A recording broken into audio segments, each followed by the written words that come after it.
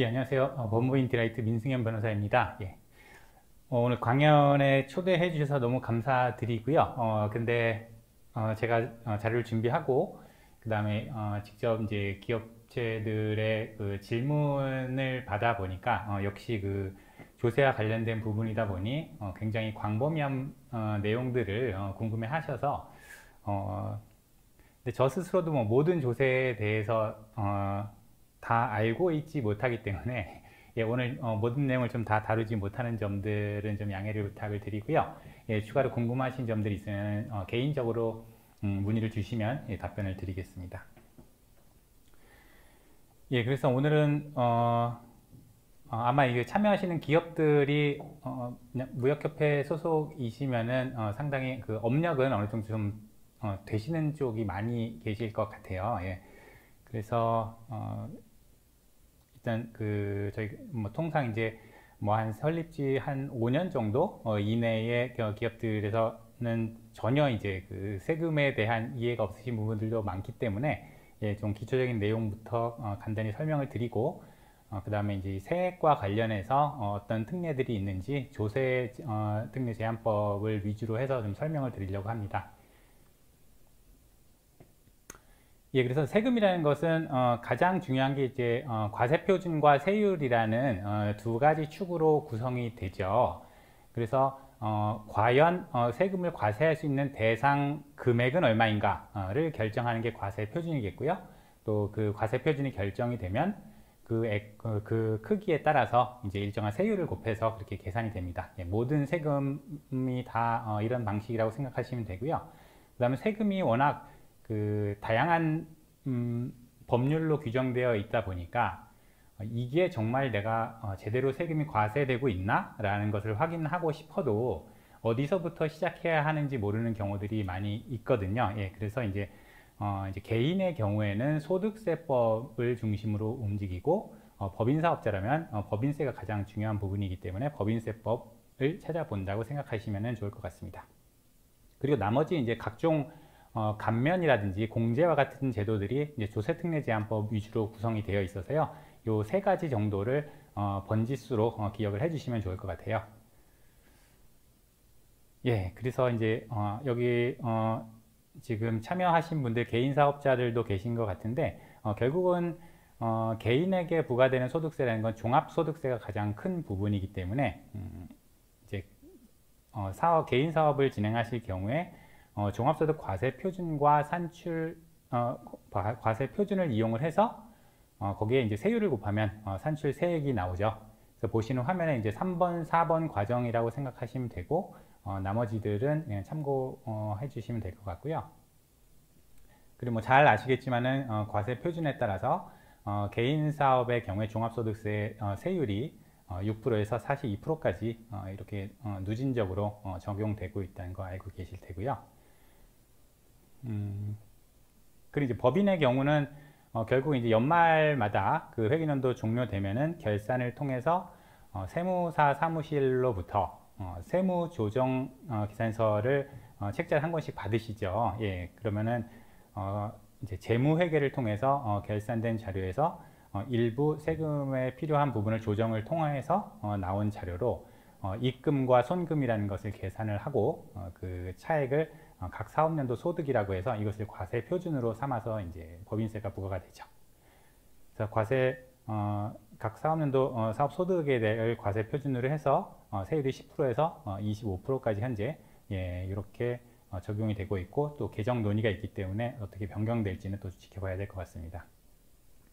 그래서 이런 설명을 드리면은 그 개인 사업자에서 법인 사업자로 전환을 하시려는 분들이 꼭 물으시는 것들이 있거든요. 예, 언제쯤 전환하면 좋겠느냐 라고 하시는데 요 세율만 단순 계산해서 예, 확인해 보면 과세 표준액이 2천만 원에서 2,500만 원 사이 정도 금액이면은 법인 전환하는 것이 유리하다라고 말씀을 드릴 수 있는데 이것은 순전히 계산에 의한 것이고 개인 사업자들 각자의 그 비용 처리하는 부분도 다를 수 있고 업종별로 또 다양한 특성들이 있기 때문에 일률적으로 말씀드리기는 어렵고 결과적으로 뭐 아주 이제 뭐 평균이라는 게 있을 수 없지만 최소한 과소표준이 한 7, 8천 이상은 되면은 그 법인 사업자로 전환하시고 또 성장 가능성이 앞으로 더 커질 것 같다라고 하면 역시 법인 사업자로 전환하시고 그리고 투자를 받으실 계획이 있다면 당연히 법인 사업자로 처음부터 시작하셔도 좋겠습니다.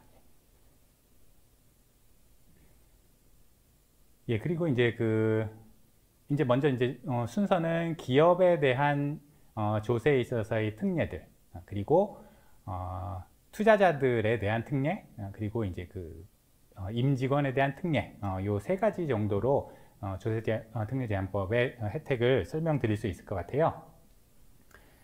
그래서 아마도 지금 업력 뭐 7년 이상, 10년, 20년 이렇게 되신 분들은 전혀 이제 무관하실 수 있어서 이 부분 좀 간단히 설명을 드릴게요. 먼저 이제 창업 중소기업에 대한 세액 감면이 이제 대표적인 조세 제한 특례 제한법의 혜택인데요. 지금 보시는 이 네 가지 기업에 대해서는 법인세 혹은 개인 사업자라면 소득세의 50에서 100% 상당액을 감면해 주고 있습니다. 예. 어떠한 요건에서 그런가 하면 먼저 이제 중소기업에 해당해야 하고요. 그리고 2024년 12월 31일 이전에 창업한 기업에 대해서 적용이 되죠. 그러면 24년 12월 31일이 지나면 혜택을 못 받느냐? 당연히 그렇지만 매번 2년 혹은 3년마다 개정이 돼서 이 시한은 계속해서 이제 연장이 되고 있거든요. 그래서 아마도 2024년이 지나기 전에 다시 한번 또 연장이 될 테니까 기간 부분은 특별히 신경을 쓰실 필요가 없을 것 같고요. 그래서 이제 창업에 세액 감면 혜택을 주는 이유는 당연히 이제 사회적으로 고용 창출 효과와 같은 것들을 얻을 수 있기 때문이라서 여기서 이제 창업이란 것은 새로 설립한 기업을 말하는 거고 만약에 종전부터 진행되던 다른 사업체를 승계하는 것, 뭐 합병을 한다거나 뭐 영업양수와 같은 것들을 통해서 승계하는 경우에는 여기서 말하는 창업에서는 제외가 된다라는 거죠. 그래서 그 부분은 뭐 제도의 취지상 이해하실 수 있겠고요. 그리고 일정한 이제 업종에 따른 제한이 있는데요. 요것들은 나중에 한번 확인을 해보시고 웬만한 업종이면 다 이제 제한이 없이 받을 수 있겠고요. 그래서 우선은 중소기업에 해당해야 하기 때문에 중소기업 졸업요건이라고 부르는 자산총액 5천억 미만이다. 이런 것들은 잘 알고 계실 것 같고요. 업종별 이제 매출액 기준도 있기 때문에 뭐 정리는 해봤는데 각자 한번 찾아보시고 업종별로 가장 제한이 큰 매출액은 이제 400억이거든요. 그래서 매출액 400억 이하이시라면 특별히 중소기업에 인정받는데 문제 없으실 거다라고 말씀드리고요. 그리고 중소기업이 이제 무늬만 중소기업이고 실질적으로는 대기업 거대한 다른 기업의 어떤 경영 독립성 경영 지시를 받고 있다라고 하면 이제 인정되지 않기 때문에 중소기업을 해당하는 요건 중에 그런 실질적인 독립성을 판단하기 위해서 이제 상호출자 제한기업 집단 이제 그룹사라고 흔히 부르는 거죠. 이제 매출액 뭐 자산총액 10조 원 이상이 되는 기업에 속하는 회사이냐, 뭐 그렇게 크지 않더라도 자산총액이 5천억 이상 정도는 혹시 되냐? 만약에 그런 기업이 주식의 30% 이상을 소유하고 있다면 이것도 중소기업으로 인정하기 좀 어려울 것 같다라는 거죠. 그리고 자산총액 5천억도 너무 큰 기준이다 보니까 이제 주식회사 외부 감사 대상인 회사들이 있죠. 이 기준이 이제 점점 내려가고 있었는데 대략 매출액 100억 이상이면은 여기에 해당하는지 여부를 검토를 따로 하셔야겠죠. 예, 죄송합니다. 예, 그래서 이런 매출액 100억 이상 되는 기업의 지배 종속 관계에 있느냐, 뭐 이런 정도를 또 한번 체크하시게 됩니다. 예, 그리고 이제 업종 중에는 호텔업이나 여관업, 그리고 주점업 혹은 뭐 이런 업종은 이제 혜택에서 제외하겠다는 건데요. 뭐 개인적으로는 뭐 주점업이라고 해서 왜 제외해야 하느냐라는 의문은 있습니다. 뭐 요즘 스타트업들이 워낙 다양한 분야에서 창업들을 진행하고 있기 때문에 이런 것들은 조금 시대에 좀 뒤떨어진 부분이 아닐까 생각하지만 뭐 이제 법령상으로는 그렇게 되어 있습니다. 여기서 업종은 따로 한번 확인을 해 보시고요. 그래서 결국은 이제 그러면 어떤 혜택을 주고 있단 말이냐라는 건데요. 이제 50% 또는 100%의 법인세나 그 사업소득세를 감면을 해주죠. 예. 그래서 근데 어떤 경우 100%고 어떤 경우 50%냐? 여기서 이제 두 가지 기준을 제시하고 있는데 수도권에 소재하고 있느냐, 혹은 청년이 창업하고 있느냐라는 기준에 따라서 비수도권이고 그리고 청년 창업이다. 그러면 제일 우대를 해주겠다는 거죠. 예. 이런 경우에 100%, 그리고 그 두 가지 중에 어느 하나라도 만족시키지 않으면 50%까지. 그리고 어느 것에도 해당이 없다라고 하면, 즉 수도권에서 비청년 창업, 예, 이런 분들한테는 혜택을 안 주겠다는 거죠. 예, 안타깝게도. 예. 예, 그래서 이제 제가 지금 수도권이라고 말씀을 드렸는데 서울 전역이고요. 그리고 인천광역시 일부 지역 제외되는 부분이 있고 경기도 부분에도 거의 대부분은 다 이제 수도권에 해당을 하는데요. 구체적으로 그 사업장 소속 지역을 한번 살펴보실 필요가 있다면 예, 확인해 보시고요. 그리고 방금 제가 청년 창업이라고 말씀을 드렸는데, 이러한 혜택을 주는 청년이라 기준은 뭐냐 라고 하면 34세 이하라고 생각하시고, 만약에 뭐 군복무와 같은 병역 이행이 있었다면 6년까지는 더 추가로 인정을 해주겠다고 합니다. 예. 그래서 장기 복무의 경우에도 역시 이제 일정 부분은 인정을 해준다. 그래서 이제 이런 거는 이제 개인 사업자의 창업에 대한 혜택 요건이고요. 만약에 법인 창업의 경우에는 청년은 어떻게 판단하느냐? 그러면 이제 그 대표자가 지금 34세 이하를 만족시켜야 되고, 그리고 그 대표자가 법인의 최대 주주일 것. 예, 이렇게 되면 이제 청년 창업으로 인정이 된다는 겁니다. 근데 뭐 이제 창업한 지 이제 그리고 마지막으로 창업 당시에 이런 요건들을 갖췄는데, 예를 들면 최대 주주가 청년이었었는데 어느 순간 보니 청년 대표자가 자기 지분을 매도를 하고 최대 주주 지위에서 내려왔다 라고 하면은 청년 창업 기준에 미치지 못하죠. 예, 그러면은 이 경우에는 다시 이제 100% 감면하던 것을 50% 감면으로, 예, 사후적으로도 이렇게 추적을 해서 세율이 적용된다는 거. 예. 예, 그래서 뭐 이미 이제 창업 한지 오래되신 분들, 예, 이건 특별히 문제 없으시고, 근데 지금 이제 제가 사전에 설명을 못 드렸었는데 이렇게 설명드리는 부분은 아마도 직접 기장을 하지 않으시면 거래하시는 그 세무사 사무실에서 다 알고 있는 내용입니다. 그래서 혹시 우리가 이러한 혜택을 받고 있나? 라고 한번 물어보세요. 예. 혹시라도 걱정이 되신다면 예, 그렇게 물어보시면 되고, 요것을 지금 뭐 외우고 있거나 숙지해야 될 필요는 없습니다. 예. 그리고 이런 자료들은 그 세무 관련 서적을 그러면 어디서 좀 구해서 볼 만한 데가 없습니까? 라고 물으시는 분들께는 제가 그 국세청 홈페이지에 그 개인 혹은 법인에 대한 그 세무 신고 절차가 굉장히 상세하고 그 최신 자료로 업데이트 되어 있기 때문에 먼저 국세청에서 먼저 확인을 하시라 라고 말씀을 드리고, 그 이상은 세무를 직접 처리하시는 분이 아니라면 따로 공부를 하실 필요는 없다 라고 말씀을 드리거든요. 예, 그래서 지금 들으시는 것도 좀 가볍게 예, 확인하시면 될 것 같아요. 예, 그래서 창업 중소기업에 대한 세액 감면을 말씀드렸는데 이제 벤처 중소기업으로 창업인 경우에도 또다시 혜택이 있습니다. 예를 들면 아까 전에 비청년이고 수도권 창업이라서 100% 감면을 못 받으신다고, 혹은 50%도 감면이 안 된다고 하면은 이제 벤처기업 등록을 알아보시면 좋다는 거죠. 그래서 이제 앞서와 거의 동일한 요건이고요. 왜냐하면 벤처 중소기업도 중소기업이기 때문에. 그래서 여기서 중요한 건 이제 벤처기업 확인을 받았느냐 하는 거죠. 아마 대부분 그 요건이 되시면은 벤처기업 확인을 많이 받으시죠. 그래서 한 번 받으면 뭐 3년 동안 유효하고 계속해서 갱신을 해야 된다는 건데, 만약 여기서 이제 창업의 그 요건이라든지 창업에서 제외되는 타 사업 승계와 같은 것들이 배제되는 것은 전부 동일하다는 거 보시고요.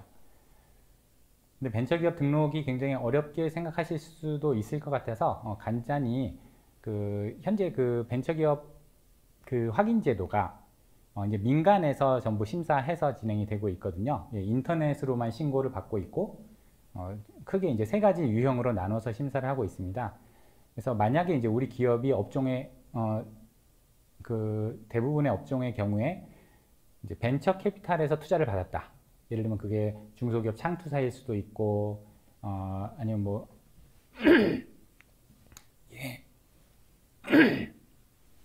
LLC일 수도 있고 다양한 뭐 창업 기획자일 수도 있고 엑셀러레이터일 수도 있고요. 그래서 투자금을 계속 받아서 운영되고 있다고 하면 이건 벤처 투자 유형으로 쉽게 이 벤처기업 확인을 받으실 수 있거든요.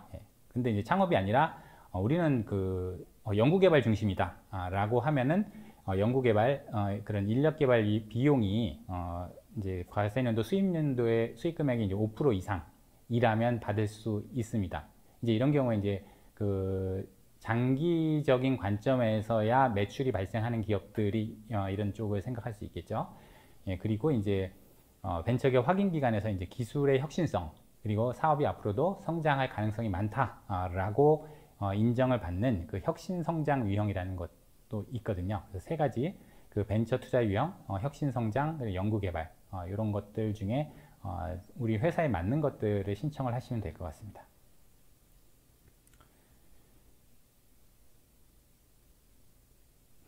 예, 그래서 이제 요 창업 벤처 중소기업은 연령이나 그 지역에 관계없이 소득세, 법인세 50%를 감면한다는 건데요. 동일하게 5년간 이런 50% 세액 감면 혜택을 받을 수 있고요. 예.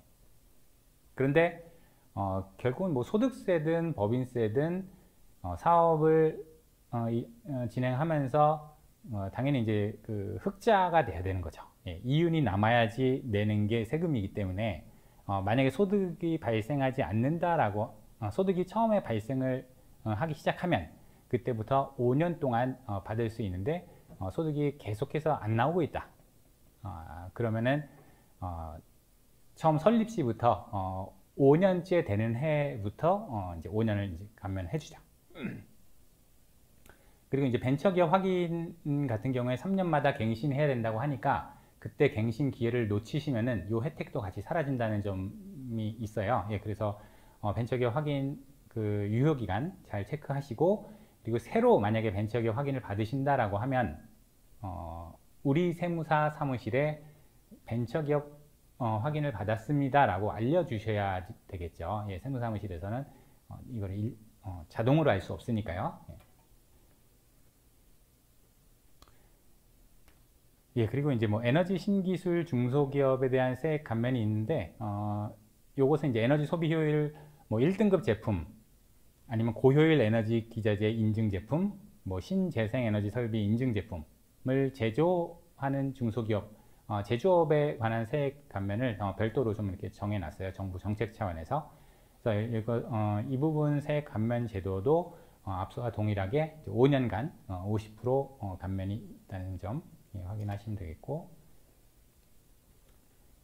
그리고 지금 말씀드렸던 창업 중소기업, 창업 벤처 중소기업, 그리고 에너지 신기술 중소기업 으로 감면을 받으실 때 추가로 또 우대를 받으실 수 있는 업종이 있어요. 예, 이건 역시 이제 신성장 서비스 업종이라고 해서 이 업종 특히나 이제 그 정책적으로 미래 산업이 될 만한 것이다라고 여겨지는 것들로 그렇게 좀 혜택을 추가로 주고 있죠.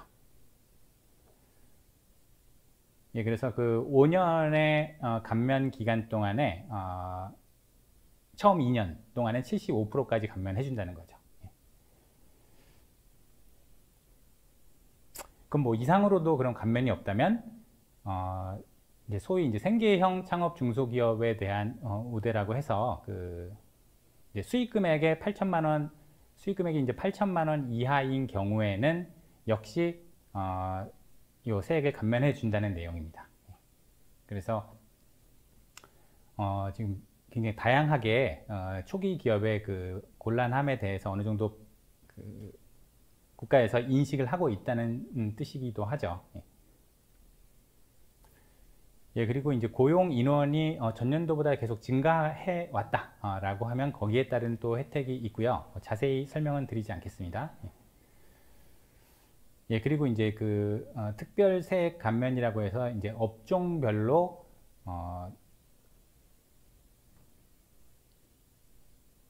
5%에서 30%까지 감면 혜택을 주고 있는데요. 여기까지가 이제 대표적인 그 회사를 위한 세액 감면 제도입니다. 근데 여러분들이 이것을 다 아실 필요는 없죠. 예, 아실 필요는 없으시고 지금 말씀드린 내용 중에 이런 것들이 되고 있는지만 세무사무실에 체크해 보실 수 있고 주의하실 건 벤처기업 확인 부분은 신규로 받으신 회사의 경우 세무사무실에 알려주시라. 예, 그렇게 말씀을 드리겠습니다. 예, 그리고 여기서부터는 이제 그 주로 투자자에 관한 제도들인데요. 이런 부분은 제가 그 밖에서 그렇게 많이 말씀을 드리지는 않고요. 왜냐하면 그 전문 투자자분들이 워낙 그 잘 알고 계실 부분들이라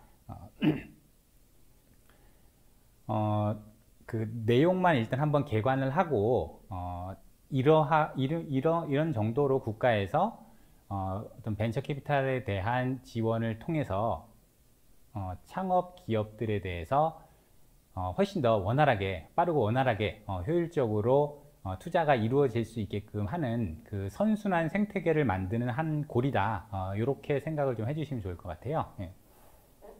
그래서 우선은 그 이제 중소기업 투자 회사, 창투사들이 이제 소위 이제 그 VC, 벤처 캐피탈이라고 부르는 대표적인 세액주자가 있죠. 중소기업 창투사, 그리고 이제 유한회사형, 그 LLC, 유한 책임회사형 LLC와 그다음에 신기술 사업자,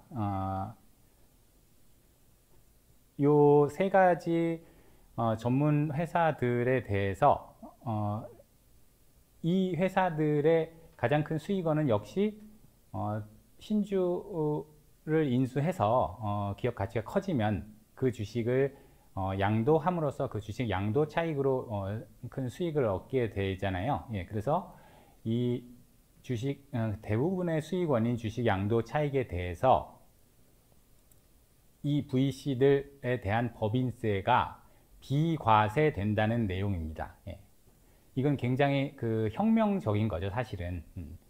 다른 어떤 회사도 돈을 많이 벌면 법인세를 내야지라는 것인데 VC에 대해서 이런 혜택을 주는 이유가 무엇이냐를 좀 잘 생각을 해볼 필요가 있는 것 같아요. 예. 그래서 그만큼 이 창업 그리고 비즈니스 생태계에 미치는 영향이 크기 때문에 그렇다는 거죠. 그래서 지금 이제 어떤 주식, 어떤 출자 지분에 대해서 비과세 이런 것들을 양도하더라도 거기에 대해서 비과세를 해줄 것이냐라는 것들을 지금 6가지로 나눠서 이제 규정을 하고 있거든요.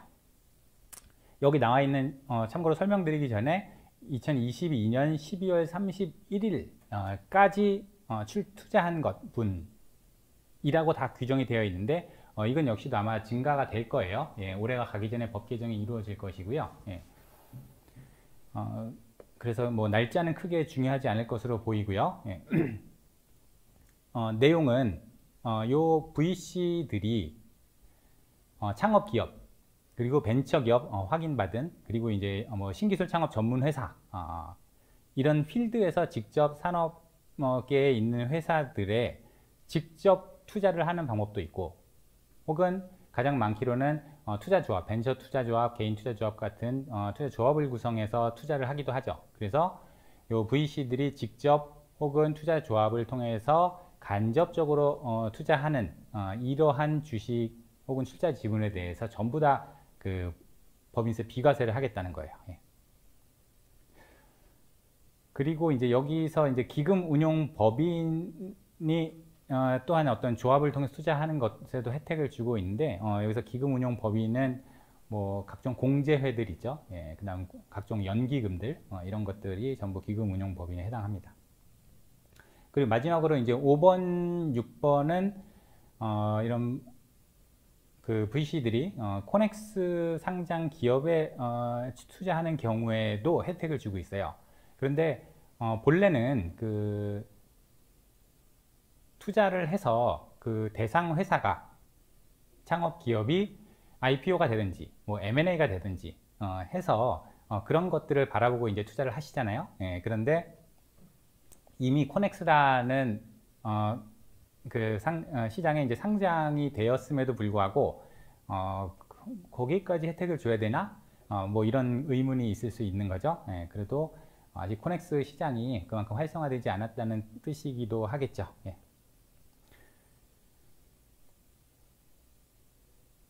예, 근데 이제 여기서 이제 중요한 것은 비과세를 받을 수 있는 대상은 이런 거죠. 그 설립 시에 투자를 한 지분이 맞나? 라고 이제 물어보는 거예요. 설립 시 어려운 때 투자를 해줘라라는 거죠. 설립 이후 7년 정도 내가 어렵다고 봐주겠다. 예. 그럼 그 7년 정도 안에 투자를 하라는 거죠. 가장 대표적인 게 이제 유상증자, 통상적인 신주 발행인 거죠.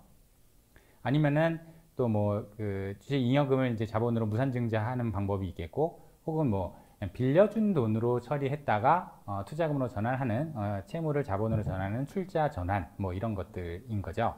근데 이런 것들의 이제 공통점은 뭐냐면 뭔가 주식이 새롭게 발행이 된다는 거죠. 예.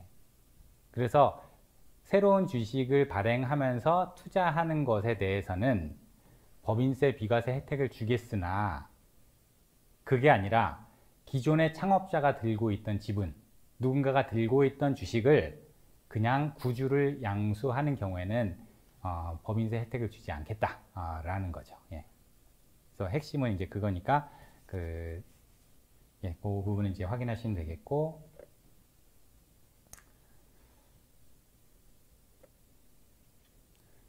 예, 그리고 이제 방금 말씀드린 내용은 이제 일반적인 비상장 주식에 관한 투자 주식에 관한 부분이었는데, 그게 아니라 코넥스 시장 활성화를 위해서도 역시 혜택을 준다고 했죠. 그래서 코넥스의 경우에는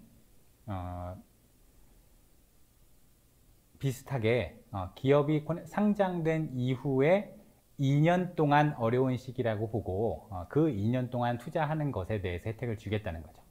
그래서 2년 상장 이후 2년 내에 일반적인 신주 발행, 유상증자하는 경우에 이렇게 해서 취득한 주식에 대해서 나중에 양도시에 그 법인세 비과세 해주겠다는 거죠. 혹은 상장 후 2년 내에 잉여금이 자본으로 전입되면서 무상증자, 그리고 2년 이내에 기존에 있던 채무를 출자금으로 전환하는 출자 전환, 이런 것들에 대해서 혜택을 주는데, 이 역시도 공통점들이 있죠.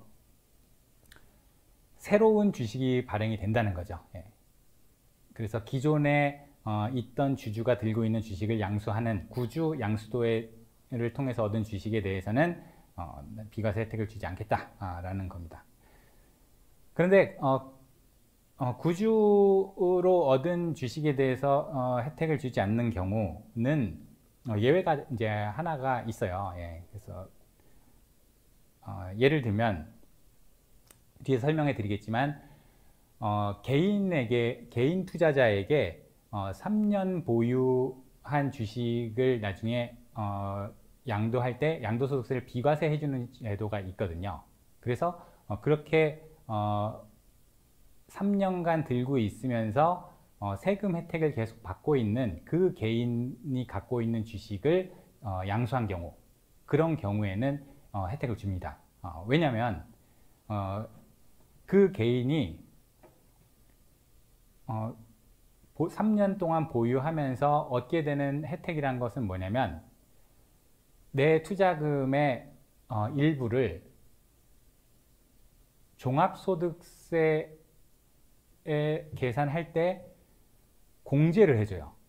3천만 원어치의 벤처기업 주식을 사서 투자를 하고, 그러면은 그 3천만 원에 대해서 종합소득세 신고할 때 그 공제를 해줘요. 이런 경우는 없죠. 예, 우리가 아무리 신용카드를 많이 쓰고 해도 연말정산할 때 공제하면은 얼마 정도 공제되세요? 뭐 아무리 많아야 뭐 몇백만 원 정도일 것 같은데요. 그게 아니라 개인이 벤처기업에 투자해서 3천만 원을 어치의 신주를 발행받으면 그 3천만 원을 그냥 공제해 주겠다는 거예요. 그러니까 이거는 그 종합소득세액에서 엄청난 차이를 가져오는 그 무시무시한 혜택인데요. 왜 그런 혜택을 주냐면 벤처기업에 열심히 투자를 해라는 거죠. 예. 그거 정책적으로 밀어주겠다. 그래서 그 개인은 그걸 믿고 3년 동안 보유했는데, 그럼 그 3년 동안 보유한 주식은 국가에서 혜택을 줄 만한 주식이라고 꼬리표를 붙여 놓는 거죠. 그래서 그 꼬리표 붙은 주식을 창투사에서 투자 양수하는 경우, 그런 경우에는 역시 비과세를 해주겠다는 거예요. 예. 이거는 신주 발행이 아니면서 구주에 대해서 혜택을 주는 유일한 경우이죠. 예. 예, 그래서 이제 여기는 이제 주식에 대한 출자에 대한 혜택을 말씀을 드렸는데요. 이제 여기에 추가해서 들고 있는 주식에 대해서 혹시라도 아마도 거의 없을 수 있겠지만 배당이 이루어진다면 그 배당 소득에 대해서도 배당받은 법인은 비과세 처리를 해주겠다라는 거죠.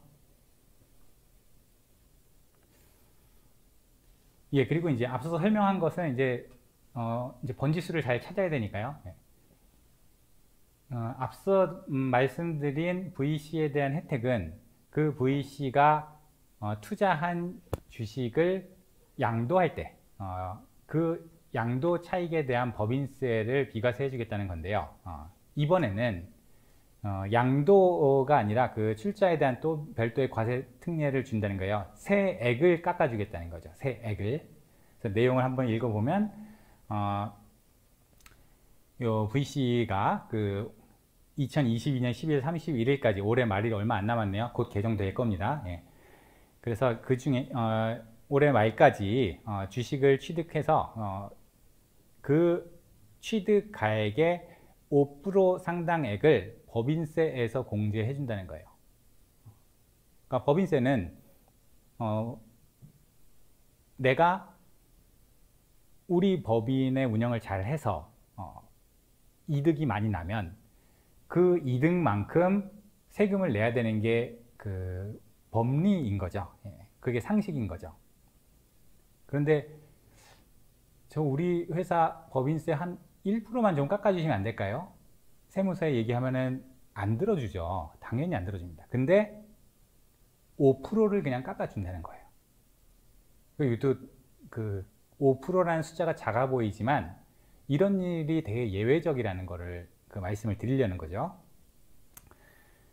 예, 그래서 이렇게 세액도 공제해 준다라는 거고요. 여기서 이제 그 세액 공제를 받을 수 있는 회사의 범위, 방금 말씀드렸던 중소기업 창투사, 그리고 신기술사 금융업자, LLC, 그리고 이제 기금 운용 법인 등이 여기에 해당합니다. 예. 근데 여기서도 이제 똑같이 제한은 있죠.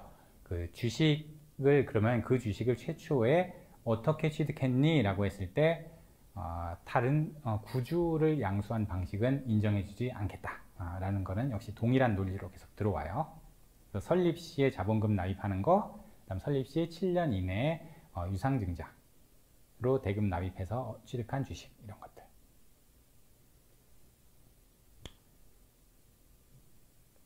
예, 그리고 이제 사후적으로 이 VC가 주식을 취득하긴 했는데 투자 목적으로 취득을 한 거죠. 그러니까 뭐 소위 말하는 이제 뭐 FI라는 거죠. FI로 취득했는데 갑자기 그렇게 했는데 점점점 주식을 더 많이 취득을 해서 지배주주가 해당이 되면은 이때부터는 일반적인 투자 목적이 아니라 경영 목적으로 보인다는 거죠. 그럼 그런 경우에 우리는 그 투자 생태계를 활성화시킨다는 목적으로 혜택을 주고 있었는데 갑자기 경영에 참여한다라고 했을 때는 더 이상 혜택을 줄 이유가 없다는 거죠. 그래서 최대 지배주주가 해당되지 않도록 사후 관리도 해야 한다라는 것이고요.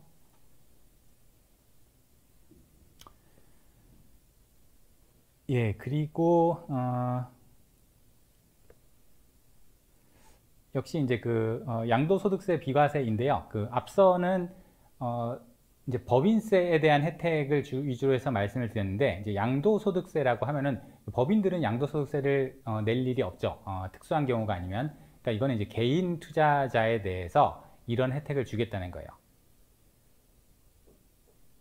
개인의 경우 예를 들면 중소기업 이런 VC들이 결성한 이제 다양한 조합들이 있잖아요. 그래서 그런 조합들의 개인이 출자하고 그 다음에 그 조합이 대상 회사에 출자하는 그런 형태로 보통 이제 투자 활동을 하실 텐데, 그런 경우에 최초에 그 개인에게 이렇게 양도소득세를 비과세해 주겠다는 거예요. 어떤 주식이냐면 설립 시 납입한 주식, 납입한 자본금을 받은 주식, 그리고 설립 후 7년 내에 유상증자에 참여하는 방식, 이런 것들에 대해서 앞서랑 거의 비슷하죠. 그리고 그럼 조합이 아니라 직접 투자는 안 되나요? 벤처기업의 개인이 직접 출자하는 경우, 지금 4번에 제가 굵은 글씨 해놓은 게 이게 이제 유일한 거거든요. 그래서 벤처기업에 투자하시면 됩니다. 단 엄마 찬스, 아빠 찬스 이런 거는 안 된다고 해요. 예. 그래서 뭐 이제 지인 찬스, 아주 가까운 동창인데 괜찮아요? 아, 괜찮습니다. 예, 아무 관계 없습니다. 그런 지인 찬스는 오케이지만 그 특수관계인에 의한 출자, 이런 것들에 대해서 혜택을 주지 않겠다는 거예요.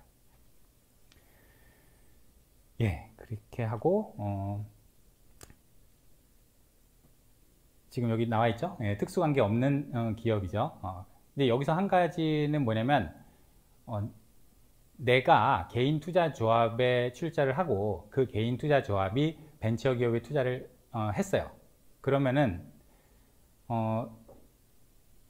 웬만하면 내가 출자한 그 조합에 대한 출자 지분에 대한 그 양도소득세 비과세를 받을 수가 있는데, 내가 만약에 그 투자한 한 달이 건너 있는 벤처기업의 뭐 최대 주주와 내가 뭐 특수관계 있다 라고 하면 그런 건 안 된다는 거예요. 예. 혹은 지금 엄마 찬스, 아빠 찬스 말씀드렸죠. 부모님이 내 아들이 경영하는 벤처기업에 투자를 했는데 그 주식에 대해서는 안 되지만, 그러면 이제 부모님이 생각하시죠. 지원해주고 싶은데 양도소득세 혜택도 비과세 혜택 받을 수 있는 법이 없을까? 그럼 개인 투자 조합이 결성돼서 내 아들 회사에 투자한다고 하는데 거기다 넣지, 안 된다는 거죠, 그것도. 예.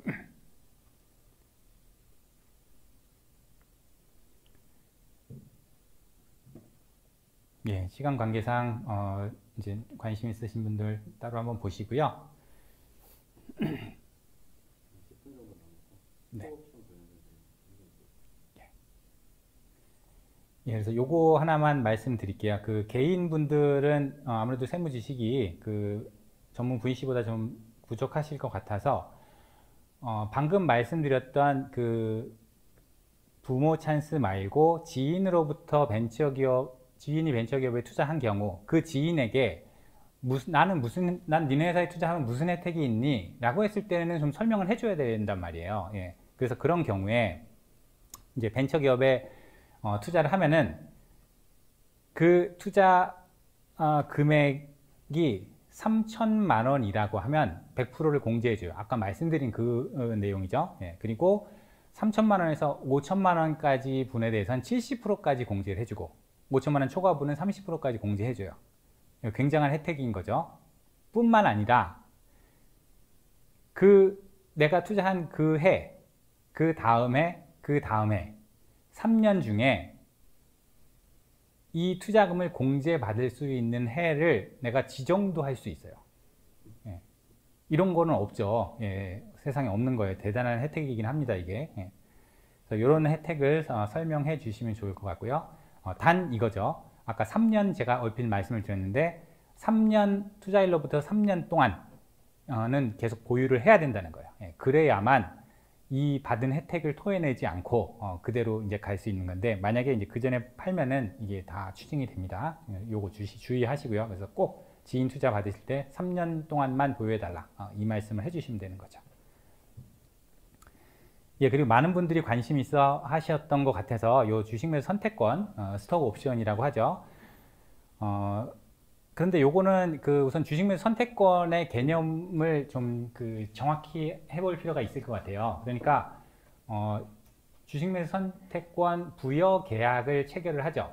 그래서 임직원과 우리 회사가 부여 계약을 체결을 하면은, 그러면은 그 선택권이 부여가 되는 거죠. 예, 부여가 됩니다. 근데 계약만 체결해서 그럼 나한테 지금 내가 주식을 받은 거야? 라고 착각하시는 분들이 있어서 그러는 건 말씀을 드리는데, 그게 아니라 2년 후 혹은 3년 후에 내가 이 옵션을 행사하면 나한테 내가 돈을 내고 이 주식을 받아올 수 있어. 단 싼 가격에. 예, 이런 개념인 거죠. 예. 그래서 계약 체결되는 그 옵션, 그 권리만 받는 것이고 2년 후에 직접 행사하고 돈을 내야 주주가 된다는 내용, 우선 하나 좀 확실히 해야 될 것 같고요. 그러면 이런 제도를 도대체 왜 만들었느냐는 거죠. 당장 많은 급여를 줄 수 있으면 급여를 주면 되죠. 예, 근데 아무래도 중소기업이 많은 급여를 주기 부족하다고 하면은 이런 옵션들을 줘서, 야, 우리 회사가 앞으로 성장할 것 같으면 네가 지금 고생해도 2년 후에 네가 이거 행사할 때쯤이면은 그래도 목돈을 좀 챙길 수 있지 않겠니? 라는 취지이기 때문에, 그렇게 해서 받는 이익을 세법에서 이제 행사이익이라는 이름으로 여기 이제 관여를 하고 있어요. 행사이익이라는 것은 뭐냐? 계약을 체결하고 2년 후에 한 주당 10,000원에 행사할 수 있어 라고 얘기를 하면 2년이 지났어요. 그런데 이 회사의 가치가 좋아져서 한 주당 30,000원이 됐어요. 그러면 2년 전에 계약하기로는 주당 10,000원에 행사하자고 했으니 저는 행사하겠습니다. 그러면 주당 10,000원을 내면은 한 주를 줄게. 이렇게 되는 거죠. 그래서 주당 10,000원을 내고 한 주를 받으니 받은 이게 한 주당 30,000원이라는 거죠. 이 가격 차이, 30,000원과 10,000원의 차이, 20,000원을 행사이익이라고 합니다. 예. 잘 아시겠지만, 그래서 행사이익을 왜 이렇게 중요시 하느냐? 30,000원짜리 주식에 10,000원을 내가 냈으니 20,000원은 회사에서 받은 거죠. 이것은 회사의 근로의 대가라고 보기 때문이에요. 예. 결국은 근로소득이라고 보는 거죠. 그래서 근로소득이 생기면 근로소득세를 내야 되죠. 예. 그 세금을 내야 된다는 거죠. 그런데 여기에 이제 그 혜택을 주는 게, 그래, 이렇게 이 창업 생태계에 임직원들도 이렇게 수고하고 있는데 창업자도 아니고 투자자도 아니라면 너도 이 정도 혜택은 좀 봐라 라고 해서 이러한 행사 이익이 연간 5천만 원까지는 과세하지 않겠다는 거예요. 굉장하죠. 예, 5천만 원 벌었는데 거기에 대한 소득세 안 낸다? 그런 소득은 없으셨죠, 여태까지. 그래서 이제 이것도 좋은 제도인 거죠, 사실은. 그런데 이 회사가 너무 잘 돼서 행사 이익이 1억이 될 수도 있잖아요. 혹은 뭐 수억이 이를 수도 있는데, 그러면 냅다 한꺼번에 다 행사하지 마시라는 거죠. 연간 5천만 원까지 비과세니까 행사 이익이 5천만 원이 되도록 쪼개서 행사하시라는 거예요.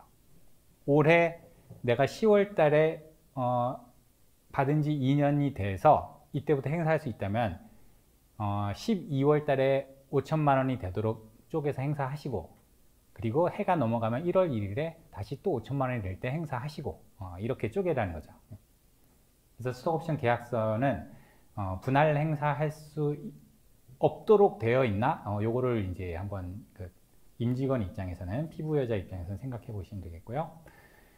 그래서 지금 말씀드렸던 행사 이익은 근로소득에 해당하니까 종합소득세 신고 납부를 하셔야 되고, 만약에 퇴사한 이후에 행사하게 되었다라고 하면은 근로자 신분이 아니니까 기타 소득으로 분류가 되겠죠. 어떤 경우이든 회사 입장에서는 원천 징수를 22% 하고, 그다음 근로자 입장에선 다음 연도 5월 말까지 종합소득세 신고에 반영을 하셔야 됩니다. 그런데 여기에 하나의 맹점이 있는 거죠. 벤처기업 스톡옵션 행사 이익 그 뭐 5천만 원 비과세 다 좋은데, 그럼에도 불구하고 더 넘었어요. 5천만 원이 넘어서 나는 어쩔 수 없어. 지금 빨리 한몫 챙겨야 되나, 목돈이 필요해서. 그러면은 행사 이익이 1억이 될 수도 있고, 뭐 2억이 될 수도 있고, 이렇게 됐는데 5천만 원 기껏 공제한다고 해도 내가 내야 될 세금이 굉장히 많아질 수 있단 말이죠. 그러면 내 입장에서 한번 생각해 보니까, 내가 행사하면서 신주 받겠다고 대금을 납입을 했어요. 없는 돈에. 그런데 다시 또 소득세를 또 납부를 하래요. 그런데 내가 손에 정작 쥔 거는 주식이라는 종이 쪼가리 하나, 가상의 개념 주식 주주라는 개념밖에 없는데 계속해서 돈을 내야 되니 너무 불합리한 거 아니에요? 라고 주장을 했죠. 그랬더니, 그러면 자, 네가 얘기만 해주면 원천 징수 안 할게. 소득세 원천 징수 안 할게. 그리고 5년 동안 나눠서 납부할 수 있어. 신청하라 라는 거죠. 그래서 여기까지 좋았어요.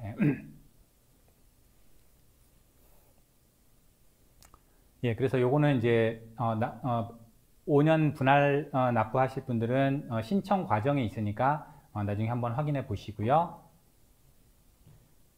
요 예시는 아까 설명을 해드렸고, 그리고 이제 주식 매수 선택권 중에 적격 주식 매수 선택권이라고 해서요.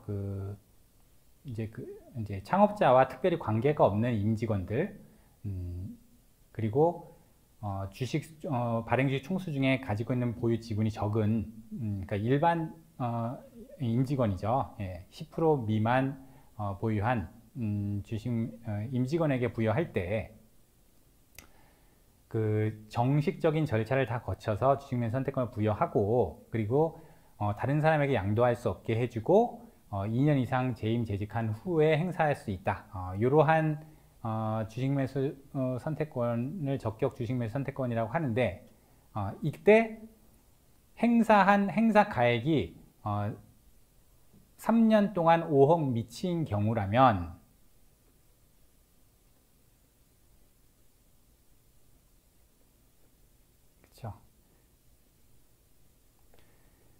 지금 행사하면서 소득세를 안 내고 나중에 그 주식을 다른 사람한테 팔아서 양도소득을 내야 할 때 그때 한꺼번에 납부도 하게 해주겠다 이거죠.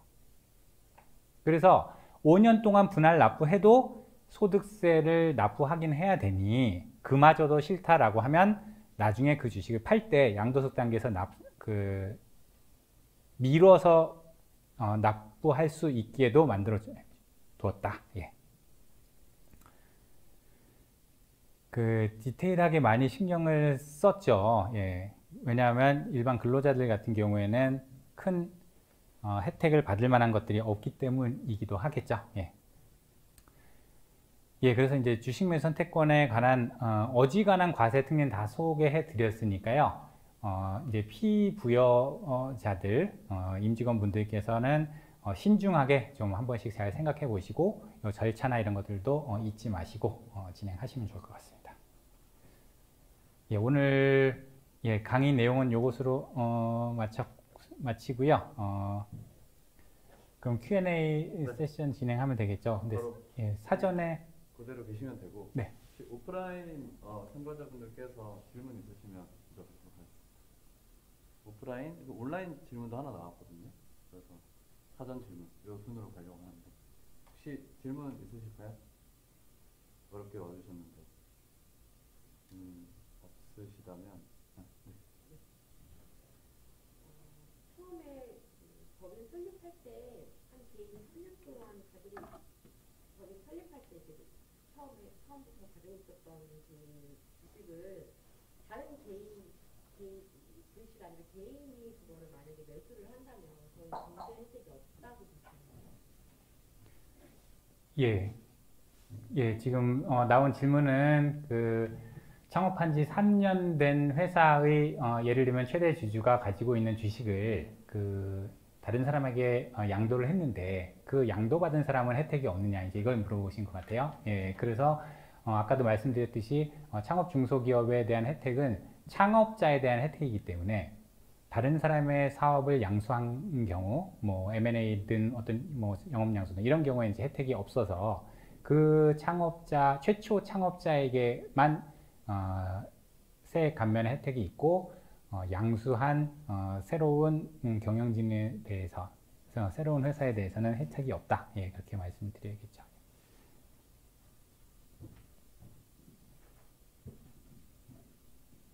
감사합니다. 두 가지 좀 질문드리겠습니다. 그 창업했을 때 주식 매수 선택권을 부여하려고 하면 임직원한테 벤처기업 확인이 때 있어야 되는 건가요? 예, 일반적으로 부여할 수 있는 방법은 반드시 벤처기업일 것은 요구하지 않는데요. 그 벤처기업에 대한 주식 매수 선택권은 방금 말씀드렸던 다양한 혜택들을 받을 수 있기 때문에 예, 벤처기업을 등록하실 수 있다면 먼저 벤처기업 확인을 받으신 이후에 부여하시면 좋겠죠. 예. 네, 알겠습니다. 벤처기업이 확인이 됐고 주식 매수권을 부여하려면 그 어떤 회사 정관이나 회사 규정에 어떤 항목들이 있어야 되는 건가요? 안 그러면 그냥 개인 법인하고 직원하고 이렇게 계약만 계약만 체결하면 그 부여권이 주어지는 건가요? 예, 그래서 이 부분 그 일반적인 설명을 드리면 정관에 그러한 주식 매수 선택권을 부여할 수 있다는 규정을 넣어야 하고요. 예, 요거는 주주총회 특별 결의를 통해서 진행을 해야 됩니다.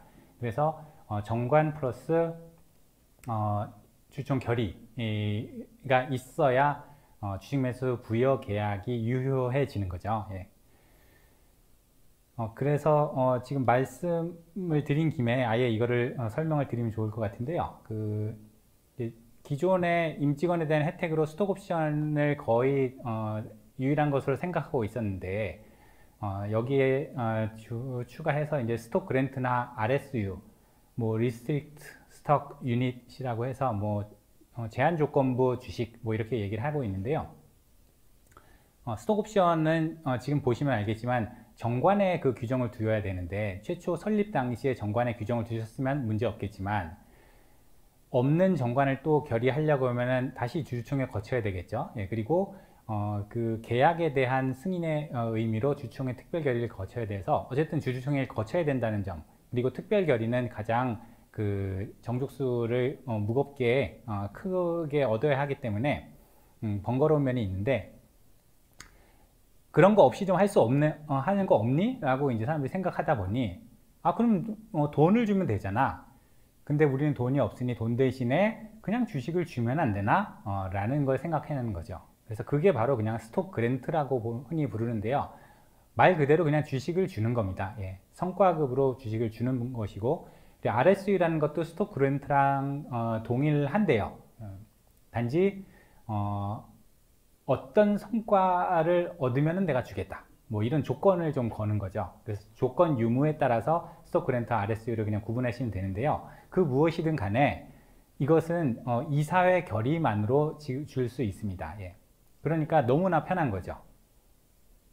단 주식을 주는데 회사가 줘야 하기 때문에 회사가 미리 자기 주식을 취득해야 돼요. 예. 근데 아시겠지만 주식회사가 자기 주식을 취득하는 요건이 상당히 좀 엄격하다고 볼 수 있거든요.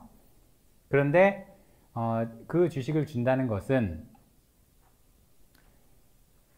자기 주식 취득의 임의로 취득할 수 있는 방법은 이익 잉여금이 배당 가능한 이익이 충분히 있으면 자기 주식을 취득할 수 있어요. 그 돈으로. 예, 그래서 여유 있으실 때 그때 조금씩 취득을 해놨다가 이렇게 부여하시는 방법으로 스톡그랜트나 RSU를 하시면 좋겠죠. 그리고 부여 대상자 역시 스톡옵션은 이제 특수관계가 없을 것을 요구하는 경우가 많은데 요 스톡그랜트나 RSU 뭐 그런 관계 없고요. 그다음 행사 기간 뭐 2년 이상 재직해야 되는데 그런 것도 없고 그러다 보니 스톡옵션처럼 돈을 또 나중에 내고 주식을 받는 난 그런 거 싫다 라고 한다면 결국은 이제 스톡그랜트나 RSU 같은 것으로 보상을 하는 방법도 고려해 보실 수 있다. 예, 스톡옵션의 이런 불편함 때문에 이거까지 함께 설명을 드리겠습니다. 네, 그 사전 질문 받았던 것 중에 LNS 벤처팀 김동찬 수석님께서 스톡옵션 부여 시 성과를 기준으로 행사여부를 결정할 수 있는지 여쭤보셨는데 RSU랑 딱 직결되는 것 같아요. 예. 그래서 예시로 들었던 게 예를 들어서 영업부 땡땡땡은 성과 뭐 이상 시 행사 가능 이런 게 다 RSU로 좀 어떻게 답변이 되는 부분일까요? 예, 맞습니다. 지금 RSU든 뭐 스톡그랜트든 특별한 제한 조건이 없고 우리 법률상 제한하고 있는 규정이 없으니까 그런 방식으로는 당연히 부여할 수 있겠고요. 이제 스톡옵션 같은 경우에는 법률에 이제 상세한 규정들이 있고 그 일정한 요건들이 없으면 무효로 되는 경우가 있기 때문에 그래서 이제 여쭤보신 것 같고요. 결론적으로 말하면 스톡옵션을 취소할 수도 있죠. 그래서 그 취소할 수 있다는 정관 규정을 두시고 행사할 때도 어떤 요건 하에서 취소할 수 있는지 흔히 이제 많이 넣는 것은 그 회사에 뭐 손해를 가한 경우 손해를 끼친 경우 뭐 그런 경우들을 취소 사유를 넣고 있는데요. 취소 사유에 대한 법률적 제한은 없습니다. 예, 없기 때문에 어떤 요건 하에서 내가 취소할 수 있다면 어떤 요건 하에서 행사 여부를 결정할 수 있는 것도 가능하다고 봐야겠죠. 예. 여기에 대한 직접 다룬 판례는 없는데요. 이제 제 개인적인 견해로 법리상 안 될 이유가 없다. 예, 그렇게 말씀을 드리겠습니다. 혹시 오프라인 질문 더 있으실까요? 따로 쓰신 것 같아서 그러면 저희 온라인 질문이 좀 있습니다. 제가 대독하는 형식으로 질문을 드리겠습니다. 제이슨 마님께서 여쭤본 질문인데요. 대표자의 지적재산권을 가치평가한 후에 법인의 신주를 유상증자하려고 하는 상황입니다. 현물출자이고 혹시 이때 법인의 대표가 비과세 혜택을 받을 수 있는지 여쭤보네요. 그 지재권의 양도세가 8.8%인데 현금을 받는 게 아니라 지분으로 투자를 하는 거여서 혹시 절세가 될 수 있는 방안이 있을까 여쭙습니다.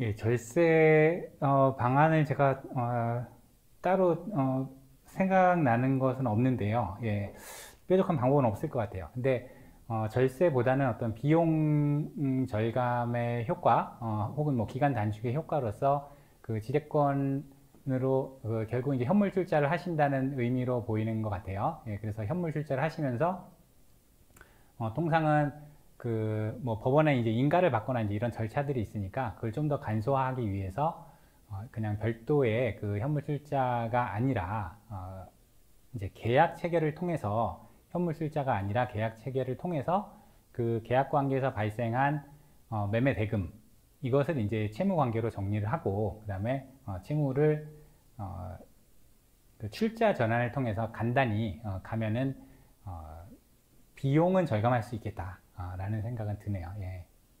네, 이 정도로 답변 마무리하도록 하겠습니다. 두 번째 질문인데요. 김성용님께서 그 주식 매수 선택권 스톡옵션 2022년 이전 부여자들이 22년에 행사할 경우에 당해연도 비과세 적용이 아닌 22년 비과세 한도 적용을 받는 건지 질문 주셨습니다. 예, 그 아마도 지금 이제 그 비과세 한도가 5천만 원으로 올라서 기존에 3천만 원, 또 그 이전에 또 2천만 원, 요렇게 순차적으로 변경이 되다 보니까 이제 개정된 이후에 이제 부여받은 그 경우, 그러니까 부여받은 시점에 그 법률상 한도를 적용하시면 됩니다. 그래서 이제 과거에 받으신 분들은 5천만 원 한 그 혜택을 못 받으시고, 예, 새로 개정된 이후에 받으신 경우에 가능하다. 예, 이렇게 말씀드리겠습니다. 네. 개정 일자 기준으로 분기되는 거 확인되었고요. 한윤규님께서 비과세 한도가 2억으로 상향되는 세법 개정안 혹시 통과됐는지 여쭤봅니다. 예, 아직 예, 저도 확인은 못했고요. 예, 근데 제가 아는 한도에서는 아직은 아닌 것으로 예, 그렇게 확인했습니다. 네, 영훈님이신데요. 스톡옵션 취득 후에 상장하게 되면 양도소득세는 어떻게 적용되는지? 예, 이제 상장이 되면 오히려 편한데 그 거래되는 가격이 있기 때문에 당연히 이제 양도 차익을 계산하는 게 더 손쉬워지고요. 예, 가치 평가하는 것도 손쉽기 때문에 특별히 상장이 됐다고 해서 달라지는 것은 없고 이제 시가를 결정하는 데 오히려 더 편리할 것이다 라는 정도로 말씀드리겠습니다. 혹시 오프라인 참가자분들 질문 더 없으시죠? 추가로 그러면 네.